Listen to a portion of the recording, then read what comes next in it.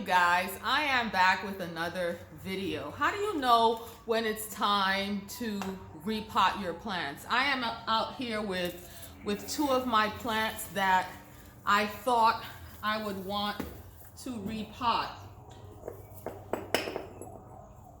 This is the other one. One of these needs to be repotted and the other one I think I'm going to just leave alone.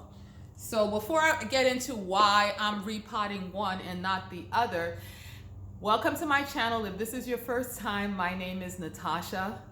Please make sure you take a moment to subscribe to my channel and hit the notification bell so that you don't miss any more of my videos.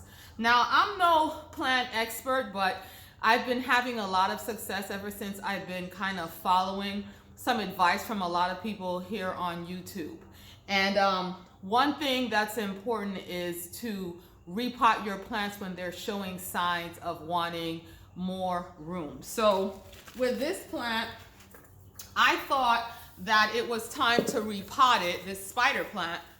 I thought that it was time to repot it because there was like a couple of little strings. If I could show you the bottom without like upending all of, there's like a hole right in the middle of this pot. And there were a couple of really fine roots coming through the bottom of the pot. And oh look, I pulled off a little bit on my fingers, okay? And when I saw that, I thought I should repot this plant. And the reason why those roots are coming through, this is a plant that usually hangs in my foyer, in my entryway. This is the pot that it sits on. So the bottom of the pot rests on this thing right here. There was water. I just poured out water around the bottom of this basin. And there are some chains that fit into these holes and holds this spider plant up. So the roots on the bottom were working their way, reaching for this water. That's why they were coming through the bottom of the pot. But in actuality, this spider plant, I've learned, really likes to be pot bound. And in fact, root bound, pot bound, whatever you want to call it. In fact, it giving off the little baby spider plants that will hang off kind of depends on it being a little bit root bound. So all I did was I tucked those little fine roots right back up the hole, and I'm leaving this alone. It's not quite ready to be repotted yet. Now this one, on the other hand, I started this, I have no idea what this is called. It's some kind of philodendron, some kind of silky philodendron. But I started this from cuttings in water, and then I planted it in this soil. Look, you guys, same kind of issue, but these are some thick, long roots that have come all the way through. And there's no water at the bottom of this pot, but I'm sure it might have probably started doing that because of the same thing. But so much of the root system is coming through now that, you know, now that we're outside, the leaves don't look as translucent, but when this plant was inside, the leaves were starting to look kind of translucent. And so I'm assuming that the plant is a little bit distressed. And so I'm going to be repotting this one. Okay, so I'm going to show you guys exactly what I do to repot this plant. It's super easy. I'm kind of low on pots. I want to kick myself because I had pots of all different sizes and I threw a lot of them away and recycled the plastic ones that could be recycled. And so I don't have nearly as many pots as I did before, but I'll show you the pot that I'm going to repot this into. Okay, so you see that? You see this? This is the plant that I want to repot, and this is the pot I'm moving it into.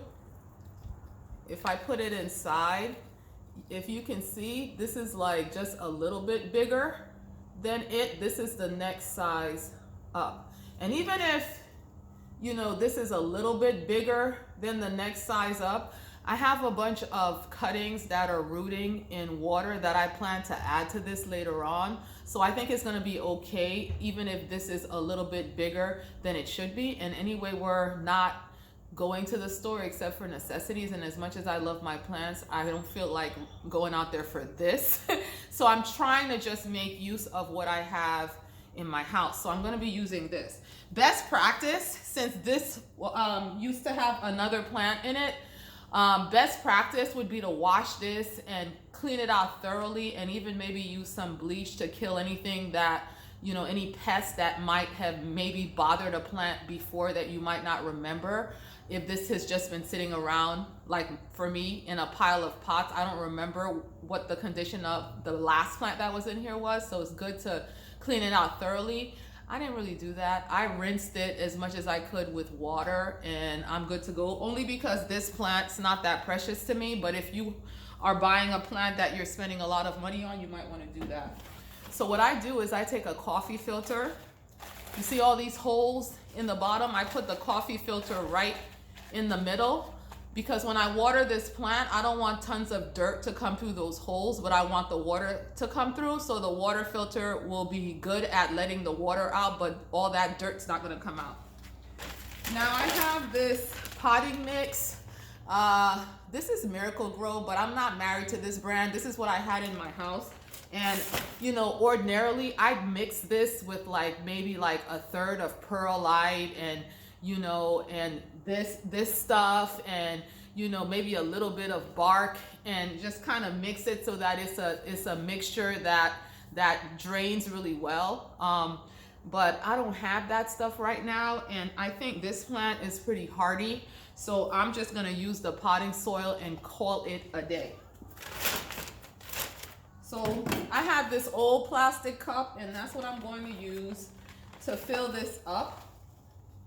You know, like about this much, before I try to transfer this plant. Now this isn't a terracotta pot, so I would ordinarily just be squeezing the pot and the plant would come right out, but that's not going to happen with terracotta.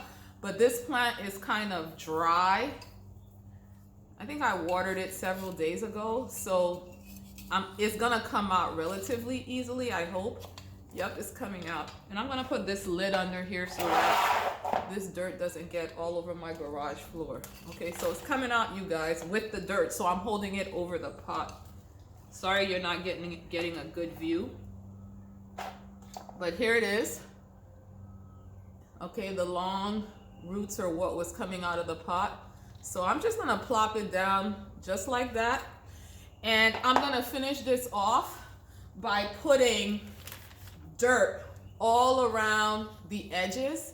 I'm just not gonna pack it in tightly. I'm gonna pack it in firmly, but loosely all the way around. And I do this with my hands. And I turn the pot and just put it in, and the extra dirt could just fall in the bin.